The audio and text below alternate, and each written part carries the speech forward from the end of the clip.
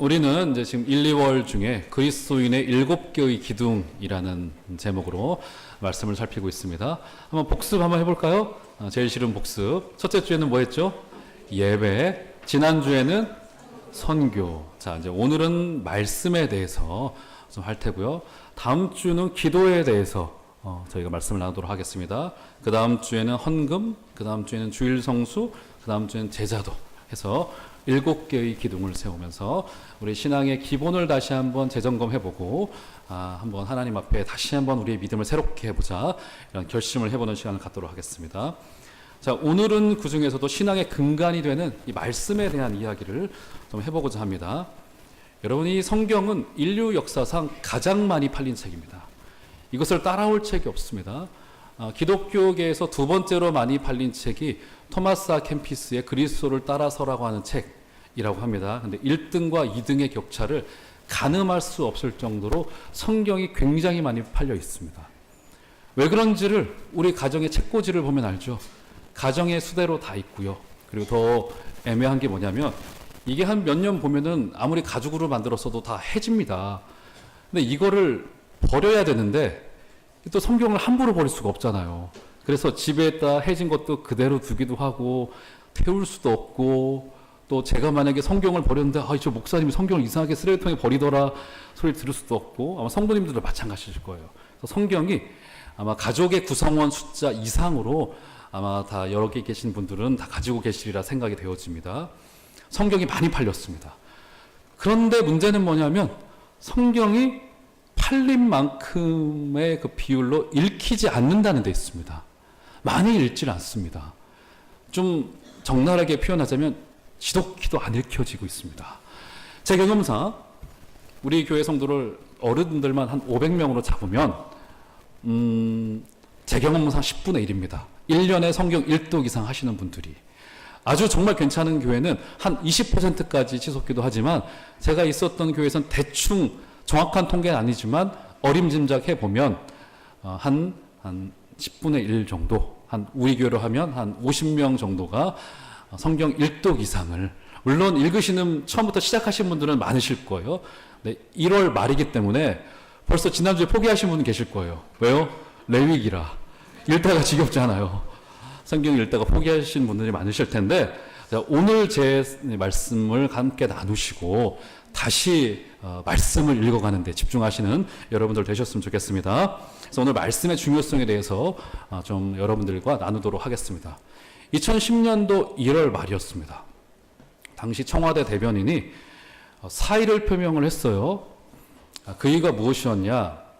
당시에 대통령께서 해외 순방 중에 해외 언론과 인터뷰를 하나 하셨습니다.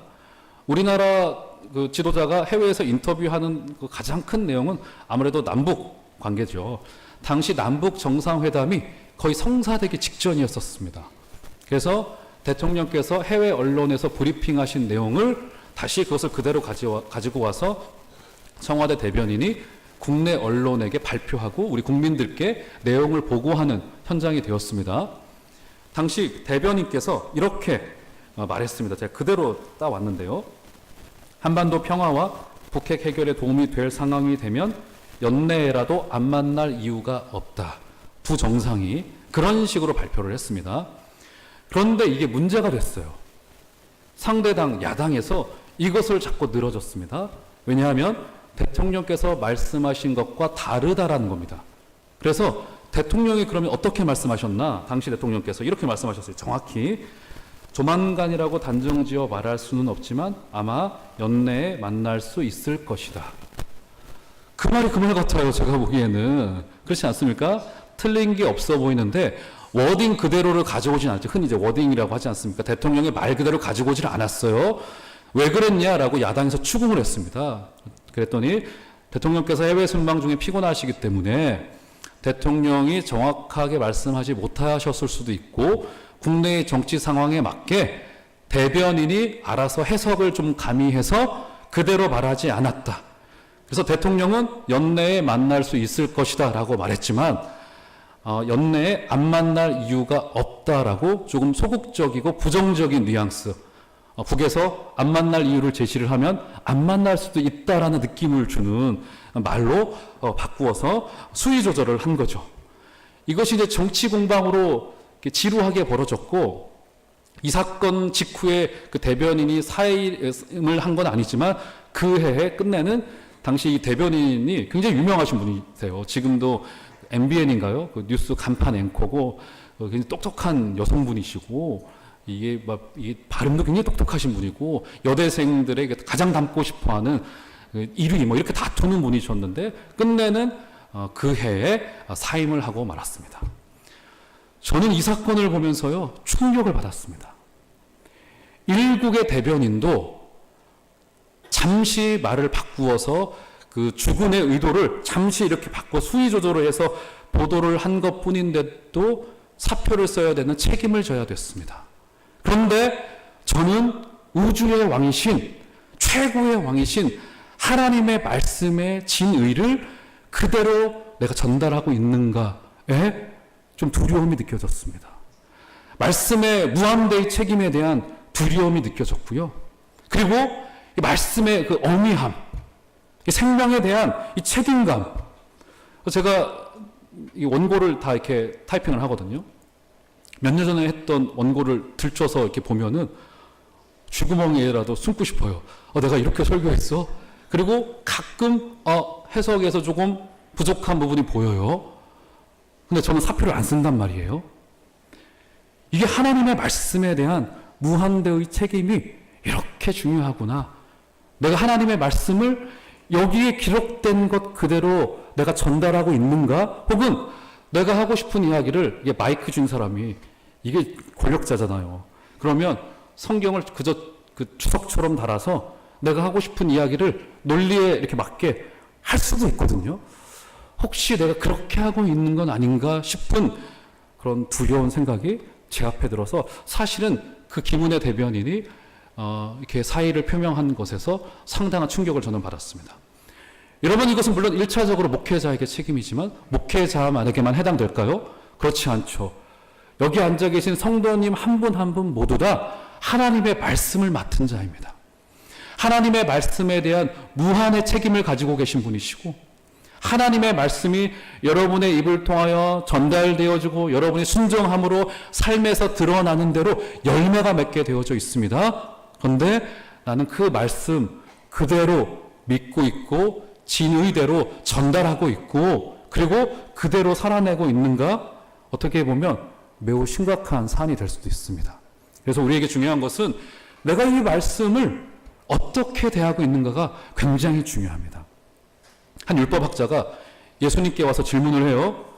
주님, 선생, 어떻게 해야지, 무엇을 해야지 영생을 얻을 수 있습니까? 이렇게 질문을 했습니다. 예수님이 거기에 어떻게 대답하셨어요? 기억나시나요? 너는 율법을 읽고 있느냐라고 대답하지 않으셨습니다. 너는 율법을 어떻게 읽고 있느냐라고 대답하셨습니다. 물론 우리가 하나님의 말씀을 읽고 잘 정독해 나가는 것 굉장히 중요하지만, 어떻게 보면 그것보다 더 중요한 가치는 우리가 그 하나님의 말씀을 대하는 그 태도, 그리고 말씀을 해석하는 방법, 말씀을 바르게 읽고 있느냐의 문제가 더 중요한 가치일 수 있습니다. 그래서 오늘 같이 저와 여러분이 하나님의 말씀을 나누면서 중단되어졌던 우리 성경 읽기를 다시 시작하시고, 그리고 그것보다 더 중요한 하나님의 말씀을 대하는 우리의 태도, 우리의 자세를 다시 한번 다져보는 시간이 되시기를 주의 이름으로 부탁을 드립니다. 바울 선생님께서 자신의 제자였던 디모데에게 유언과도 같은 말씀으로 어떤 말씀을 주세요?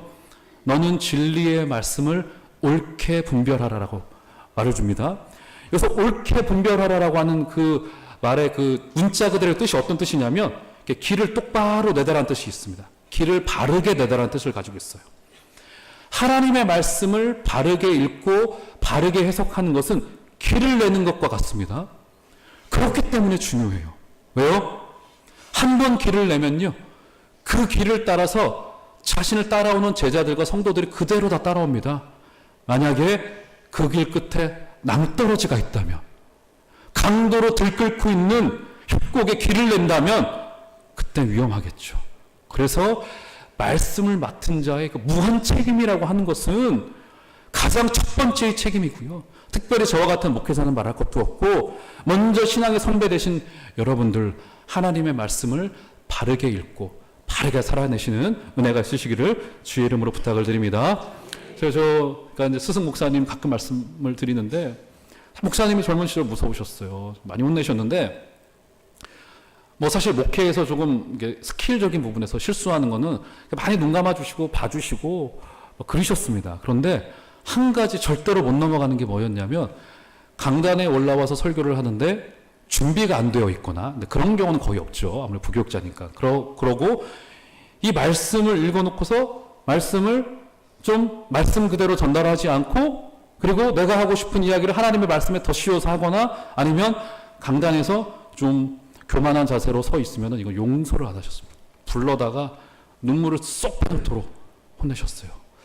이제는 제가 여러분들과 평생을 말씀을 나눠야 되는 입장에 서 있다 보니까 그분의 의도가 무엇인지 알겠더라고요.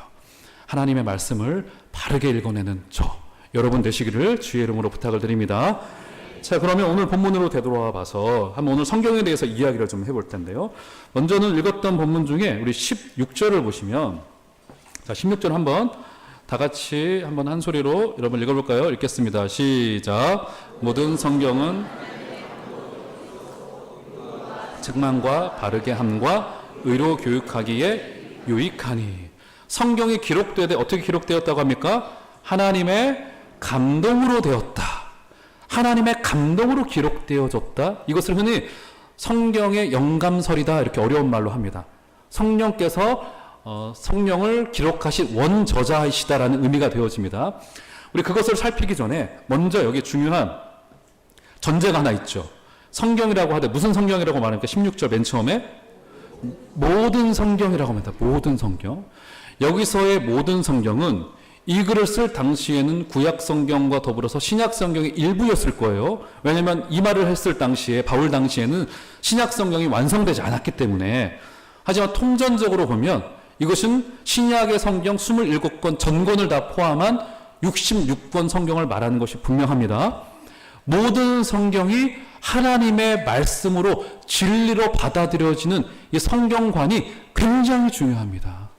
왜냐하면 이것이 잘 해소되지 않으면 한 사람의 신앙이 성장하는 것은 불가능하고요. 어떻게 보면 모든 성경이 하나님의 말씀이라고 하는 것은 신앙생활의 출발점이요, 과정이요, 마침표라고 말할 수 있어요. 한번 교육자 회의 때, 수혜전이죠. 제가 섬겼던 담임 목사님께서 그런 이야기를 해요. 후배로부터 이메일을 받았다라고 하는 거예요. 이제 목회를, 이제 막 담임 목회를 시작한 후배셨대요. 그러면 아마 뭐 이런 질문으로 예상했대요. 뭐 어떻게 예전을 해야 됩니까? 어떤 양육 과정을 해야 됩니까? 설교는 어떻게 해야 됩니까? 혹은 제가 성도와 다퉜습니다. 어떻게 해결해야 됩니까? 이런 질문이 올까 예상을 했는데, 이메일을 열어보니 의외로 놀랍게도 좀 진지한 고민이었어요. 이런 말이었대요. 제가 선배님께 조심스럽게 조언을 구할 게 한 가지 있습니다. 아무리 성경을 연구하고 공부하고 해도 목회 가운데 끊임없이 일어나는 갈등과 고민이 뭐냐면, 하나님의 이 말씀이 전체로 나에게, 성경이 하나님의 진리의 말씀으로 다가오지 않다라는 겁니다. 그래가지고 담임 목사님께서 답장을 보내셨대요. 바로 딱 2줄로. 그분은 굉장히 무뚝뚝하신 경상도 분이시거든요. 누구누구야, 목회 그만둬. 딱 2줄로.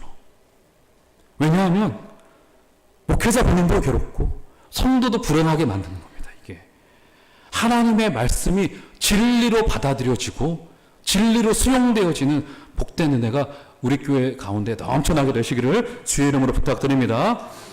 그러면서 하나님의 감동으로 기록되어졌다, 이렇게 성경이 말합니다. 자, 이게 도대체 어떤 의미일까? 하나님께서 마음이 뜨거워져 가지고 기록을 하게 하신 것일까? 이게 도대체 어떤 의미일까라는 거예요. 흔히 이것을 성경이 기록되되 성령의 영감에 의하여 기록되었다, 이런 표현으로 하기도 합니다. 여러분 다 아시겠지만 각 성경은 인간 저자가 다 존재합니다. 우리 읽었던 디모데후서의 저자가 누구죠? 여러분, 인간 저자가 누구죠? 디모데의 스승이셨던 바울 선생이 이 저자란 말입니다. 모세오경의 저자가 누구죠? 모세고요. 마태복음의 저자는 마태입니다. 또 그것을 알 수 있는 게 마태복음, 마가복음, 누가복음이 내용이 비슷한 것 같아도요. 헬라어 문체는 다 다릅니다. 다 달라요. 신기합니다. 인간 저자의 문체가 다 다르고요. 관심사가 달라요. 그래서 같은 사건을 보더라도 조금 다르게 기록을 해놨습니다. 그것을 가지고 어떤 분은 고민을 해요. 왜 이 사람이 이렇게 기록하고 저 사람은 저렇게 기록했을까? 그거 당연한 겁니다. 왜 그런지 아세요? 여러분들이 지금 저를 정면으로 보고 계시잖아요. 저에 대해서 기록을 하시면 정면에 대해서 기록하실 거고, 장로님들은 제 오른편 뺨을 이렇게 저기 점이 하나 있네 이렇게 기록하실 거라고요. 다 맞는 말입니다. 그러니까 관심사가 달라요.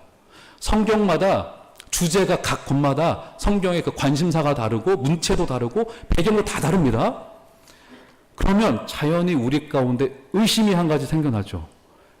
인간이 기록을 했다면 여기에 틀린 게 분명히 발생하지 않을까. 왜냐하면 사람이 아무리 완벽하더라도 틀린 내용을 기록할 수가 있거든요.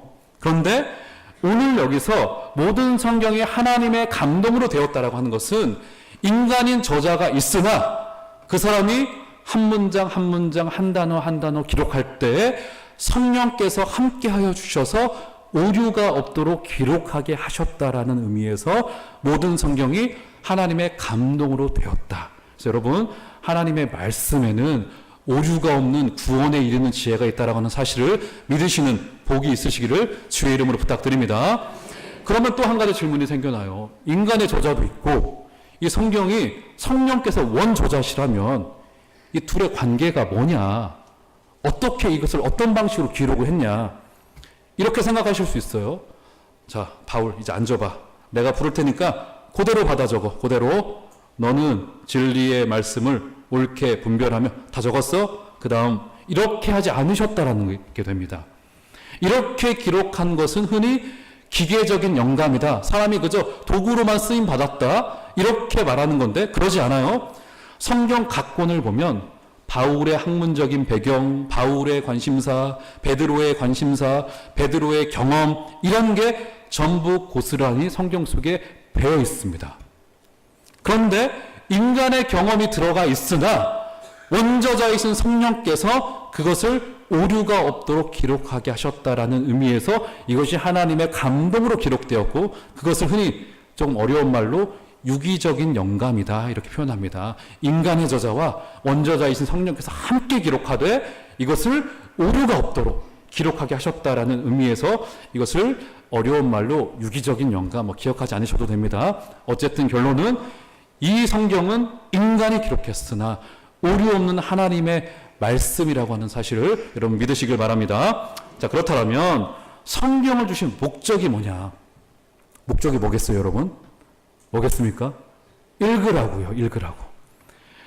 여러분, 종교개혁자였던 루터가 위대한 일들을 많이 행했습니다.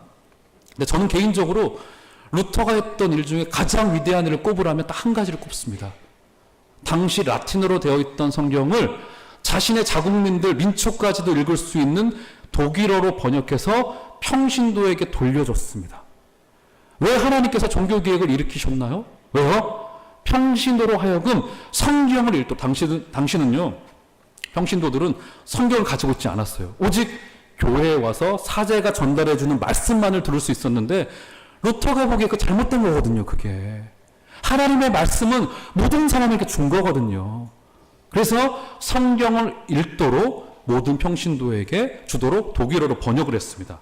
자, 오늘 본문 14절로 가보시면, 15절로 가보시면, 자, 15절 한번 여러분 다 같이 읽도록 하겠습니다. 시작. 또 어려서부터 성경을 알았나니 구원에 이르는 지혜가 있게 하느니라. 네, 여기 성경을 주신 근본적인 목적이 있죠. 15절 말미에 보면 어떻게 이야기합니까? 성경으로 하여금 구원에 이르는 지혜가 있도록. 성경은 첫째로 무엇보다도 구원을 주는 책입니다. 할렐루야. 성경이 아니고서는 예수 그리스도가 어떤 분인지를 알지 못해요. 우리에게 그 말을 전해줬던 그 사람도 성경 때문에 알 수 있었고 성경 안에 담긴 그리스도의 십자가 사건을 읽고 알았고 믿었기 때문에 우리에게 전달해 줄 수 있었습니다. 첫 번째, 이것은 구원을 주는 책이다라는 겁니다. 여러분 이게 왜 중요하냐면 어떤 분은 이 성경을 인생의 어떤 철학 교과서로 좀 보기도 합니다. 좋은 말씀이 있어야 되고 어떤 젊은 사람들은 또 이 성경을 이 시대의 문화를 반영해 주는 책이어야 된다라고 생각을 해요. 그래서 여기서 뭐 남녀 평등에 관한 이야기를 찾으려고 하고 막 그렇게 합니다. 또 한 부류들은 이 성경의 말씀이 과학책이어야 된다고 생각을 합니다. 제가 실제로요 성경 공부를 하다가 어떤 분이 질문을 하더라고요. 여러분 답해 보시겠어요? 저한테 줬던 질문이에요. 아담이 배꼽이 있었겠습니까? 없었겠습니까? 여러분 어떻겠어요? 왜냐면 배꼽이라는 게 탯줄 때문에 생겨난 거잖아요. 근데 아담은 하나님이 만드셨다라고 하는데 배꼽이 있었겠느냐 없었겠느냐 저한테 대답을 해달래요. 있었겠습니까? 없었겠습니까? 여러분 저한테 그런 질문 하지 마시기 바랍니다. 답 못 해드리니까. 문제가 뭐냐면 이런 식으로 접근을 하면은 이런 것에 답을 하지 못하면 성경을 믿지 못하겠다라고 하는 겁니다. 이것은 성경을 접근하는 잘못된 방식 전제에서부터 잘못된 겁니다. 성경은 무엇보다도 먼저 구원을 가르치는 책이라고 하는 사실을 여러분 꼭 기억하시길 바랍니다. 그래서요 때로는 아주 똑똑한 분도 이 하나님의 말씀을 잘 이해를 못하는 경우들이 있어요. 내용에 대해서 모르고 있다는 말이 아닙니다. 구원을 가르치고 있는 책이기 때문에 영적인 지혜를 얻기를 힘들어해요. 제가 이민교회 부목사 시절에 우리 한인들이 굉장히 독하게 사시잖아요. 우리 이민 1세대들이요 정말 그 시대와 그 국가 공동체에서 거의 밑에 계층으로 살아갑니다. 아시아인들이. 미국도 그렇지만 영국은 더더욱 말할 게 없는 게 인종의 벽이 너무 높기 때문에 독하게 살아요. 물론 여기 계신 한국의 모든 사람 다 독하시더라고요. 한국 사람이 독합니다. 그런데 자녀 교육도 굉장히 독하게 시킵니다. 제가 청년부를 지도했었는데 그래서 이민 2세대들의 학벌이 전부 다 어마어마합니다. 최고 학부를 나왔어요. 영국에서. 청년부 회장이 케임브리지 대학 법학과 출신이었었습니다. 당시 법학과는 지금도 마찬가지지만 이미 벌써부터 학사, 석사 통합과정을 만들어서 4년 남짓 학교를 다니면 MA 석사 학위를 줬어요. 그 친구가 청년부 회장이었습니다. 그래서 제가 그 친구를 지도하다 보니까 문제가 뭐냐면 하나님의 말씀, 그 친구 영어도 잘하고 한국말도 잘해요. 그런데 하나님의 말씀을 이해하는 걸 너무 어려워해요. 이해를 못해요. 내용을 모른다는 게 아닙니다. 구원에 관한 진리를 받아들이기 어려워하고요. 누구나 이해할 수 있도록 쉽게 되어진 하나님의 말씀을 받아들이지를 못하는 걸 보면서 이 구원에 이르는 지혜는 또 다른 차원의 문제구나라는 것을 알았습니다. 여러분들 가운데 하나님의 말씀이 이해되고 수용되어지고 받아들여지는 복이 있으시기를 주의 이름으로 부탁을 드립니다. 그래서 하나님의 말씀을 읽으셔야 됩니다. 포기한 분 계시죠 지금? 지난주에 레위기 읽으시다가 제가 2부 때 말씀드렸는데 제가 미리 생각한 건 아닌데 지금 우리 본당의 건물이 하얗단 말이에요. 벽이. 그래서 조금 밋밋하잖아요. 그래서 올해는 아니겠으나 한 내년 내후년에 여기 그래프를 다 붙여가지고 여러분 이름을 다 둬서 성경 읽기 그래프를 한번 하고 싶다는 생각만 하고 있습니다. 저로 하여금 그렇게 하도록 만들지 말아주시고 꼭 성경을 저 위해서 읽는 거 아니시잖아요. 여러분 위해서 꼭 성경을 읽으시는 은혜가 있으시기를 주의 이름으로 부탁을 드립니다. 꼭 읽으셔야 됩니다. 제가요 오래전에 저 동대문에 있는 한 교회 섬길 때 그분의 학력이 중학교 졸업이셨어요. 당시에. 근데 그분이 하는 얘기가 부장집사님이셨는데 성경을 읽을 때마다 목욕하고 깨끗한 옷을 입고 성경을 펴신대요. 구약시대 랍비들이 그랬거든요. 성경을 필사할 때 목욕을 하고 하나님의 이름이 등장을 하면은 붓을 다시 빨아가지고 여호와 엘로힘이라는 이름을 적었다고요. 저는 그렇게까지 못하거든요. 추리닝 입고 성경 읽거든요. 아직까지. 하나님의 말씀에 대한 엄숙한 책임 앞에 말씀을 잘 읽어내시는 은혜가 있으시기를 주의 이름으로 부탁을 드립니다. 자, 이렇게 읽으시면서 그런데 그 다음에 묵상을 하셔야 됩니다. 자, 이 부분이 좀 어려워요. 이제 묵상이 좀 어려운 부분이고 우리가 잘 하기 어렵고 나는 그냥 읽기만 하고 있어 이렇게 말씀하시는 분도 계실 수 있습니다. 그런데 말씀 읽기와 말씀 묵상은 함께 벌어지는 일입니다. 예를 들어서 구약 성경을 읽으시다가 이런 구절이 나왔어요. 여호와는 나의 반석이시라. 자, 이것을 묵상의 과정 없이 문자 그대로 받아들였어요. 그러면 누가 대박 날까요? 누가 대박 날까요? 야, 하나님이 바위덩이래. 하나님 바위덩이니까 채석장 주인이 가장 대박 나겠죠. 바위를 다 산단 말이에요. 이게 하나님의 말씀이 은유와 비유로 되어져 있는 경우들이 많기 때문에 한 번 걸러서 생각을 해야 됩니다.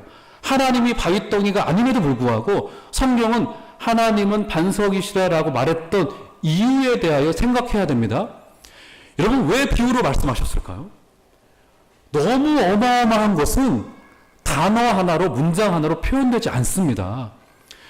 제가 요즘에 그 집에서 그 단편 소설을 좀 읽고 있는데, 아마 이제 우리나라의 유명한 소설가는 아닌데 러시아 작가 중에 체호프라고 하는 작가가 있습니다. 나중에 한번 여러분 책을 한번 사서 읽어보세요.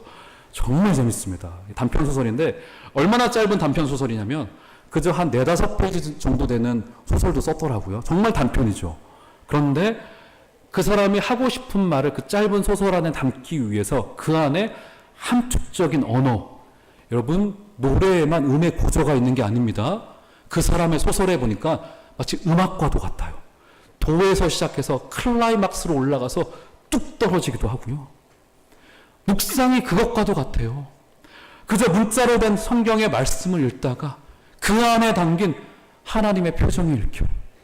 하나님의 마음이 다가오고 하나님의 뜻이 발견되어지고 하나님이 우리에게 소리를 지으신 것 같고 하나님이 우리의 귀에 속닥속닥 말씀하시는 것 같아요. 이게 바로 묵상을 통해서만 우리가 받을 수 있는 은혜란 말입니다. 자, 그러면 묵상이 뭐냐? 제가 묵상을 그 사전을 찾아보니까 이렇게 사전적인 정의가 있더라고요. 묵상이나 명상이나 같은 의미로 사용이 되어지고 있는데, 눈을 감고 말없이 마음속으로 생각하는 것, 이게 묵상이래요. 다시요. 눈을 감고 말없이 마음속으로 생각하는 것, 이게 명상이고요. 주로 불교에서 하고 있는 것들이죠, 명상. 그런데 히브리 개념에서의 묵상은 완전히 다른 의미입니다. 히브리어에서 묵상하다라고 하는 이 히브리어 동사가 하가라고 하는, 자 따라하겠습니다. 하가라고 하는 히브리어 동사인데, 놀랍게도 그 용례를 추적을 해보면 당시의 문헌과 성경의 용례를 찾아가 보면 두 가지에서 사용이 되어졌습니다. 첫 번째는 들짐승이 광야에서 배가 고파서 으르렁 거리는 소리 있죠.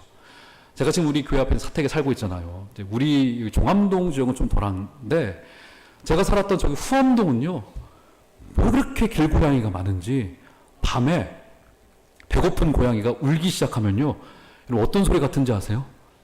애기 울음소리.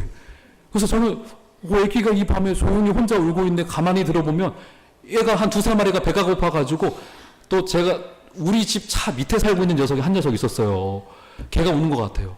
그러면 애기 울음소리로 막 밤새도록 우는데 잠을 못 잘 정도로 그렇게 울더라고요. 마치 묵상은 들짐승이 광야에서 배가 고파가지고 헤매이면서 으르렁 야옹야옹 되듯이 그렇게 아주 뭐라고 해야 될까요? 강렬한 표현이 되어지고요. 첫 번째 그런 의미고요. 두 번째 의미는 그 들짐승이 드디어 먹이를 구했습니다. 먹이를 먹었어요. 어떻게 합니까? 다시 반추합니다. 먹이를 토해내서 다시 씹죠. 소처럼. 바로 반추해내는 것. 그러니까 히브리 개념에서의 묵상하다라고 하는 것은 그저 명상, 아무것도 안 하고 눈을 감고 그저 이렇게 마음을 비우는 것, 이런 명상의 종교의 이야기가 아니라 배가 고파서 으르렁거리는 생명의 문제가 달려있는 아주 강렬한 표현입니다. 묵상의 과정을 제대로 밟으면 그래서 물론 기쁨도 있겠으나 고통의 과정이 있을 수도 있습니다. 왜요? 배고팠고요. 묵상의 과정을 통해서 하나님의 마음이 발견되어지면 내 마음과 달라요. 하나님의 마음이. 그럼 어떻게 해야 될까요? 누구 마음을 바꿔야 될까요? 내 마음을 바꿔야 되는 고통의 과정이 우리 가운데 있을 수 있습니다. 그래서 저도 설교자로서 가장 힘든 과정이 이 묵상이에요. 이런 뜻을 발견하는 것은 어렵지 않습니다. 이제 책이 좋아서 책을 찾으면 한 단어 한 단어 문장의 뜻을 다 발견할 수 있습니다. 그런데 문제는 뭐냐면 묵상의 과정이에요. 성도님들과 이것을 공유하기 위해서는 저 나름의 묵상의 과정을 거쳐야 되는데, 이것이 일단 1차적으로 나에게 어떤 의미가 있는지 다가오지가 않고, 이게 해결되지 않으면 우리 종암제일교회 공동체에게 어떤 의미가 있는지에 대해서 제가 기록을 할 수가 없어요. 그래서 토요일 저녁에 이 스크린에 하얀 바탕 위에 커서만 깜빡이면서 1시간, 2시간 보낼 때도 있어요. 이거 무슨 말인지는 알겠는데 어떻게 전해야 되지? 어떤 의의가 있지? 이 묵상의 과정을 반드시 거쳐야 되는 고통의 과정이라고도 말할 수 있습니다. 짧은 본문 안에 담긴 하나님의 표정을 생각하고 이 안에 담긴 하나님의 목소리의 톤도 발견해보고 여러분의 개인의 인생을 향한 하나님의 뜻을 하나님의 목소리 가운데 발견해 내리시는 것이 묵상을 통해 가능하다라고 하는 사실을 기억하시고 하나님의 말씀을 깊이 있게 치열하게 여러분 묵상해 내시는 은혜가 있으시기를 주의 이름으로 부탁을 드립니다.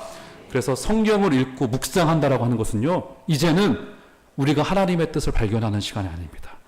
하나님이 우리에게 말을 걸어오는 시간이에요. 얘야, 이 뜻은 이것이고 너 이렇게 좀 가야 되겠다. 야, 너 너무 수고했다. 고생 많이 했네. 야, 그건 좀 아니야. 이 길로 와야 되겠다. 이렇게 하나님과 말씀의 읽기와 묵상을 통해서 경험하시는 은혜가 있으시기를 주의 이름으로 부탁을 드립니다. 자, 마지막으로 이렇게 읽기와 묵상을 거쳐서 이제는 이 텍스트를 가지고 살아내는 자리까지 가셔야 됩니다. 성경을 한 군데 찾아볼까요? 히브리서 5장으로 가보시면 마지막으로 성경을 다 찾으시겠습니다. 히브리서 5장 12절 13절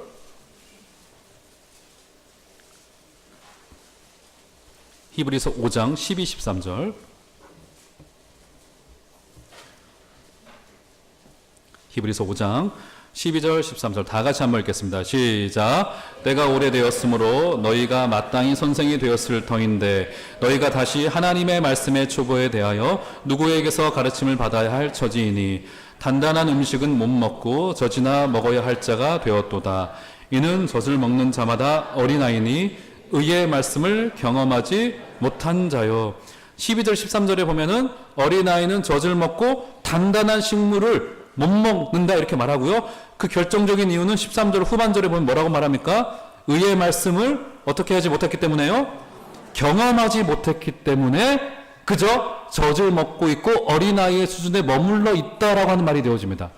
그래서 의의 말씀을 경험했다라고 하는 이 표현은요, 어떤 의미가 되어지냐면 마치 부부 사이의 관계를 말하는 것과도 같습니다. 여러분 생각을 해보세요.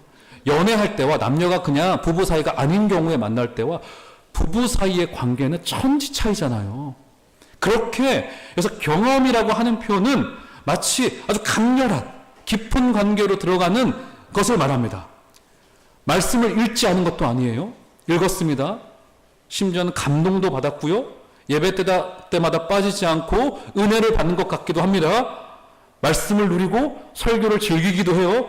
그런데 피 흘리기까지 그 말씀을 붙들고 순종하는 것까지 가지 못하는 경우들이 있습니다. 이 말씀이 혈관을 타고 세포가 되어서 우리의 뼈를 구성하고 우리의 몸을 구성하기 위해서는 치열한 하나님과 씨름하는 현장이 있어야 됩니다. 야곱이 성장하기 위해서 어떤 과정을 겪었어요? 그가 한 외로운 광야에서 하나님의 사자와 씨름하며 다리가 저는 경험을 하기까지 하나님과 만나는 경험을 했다고요.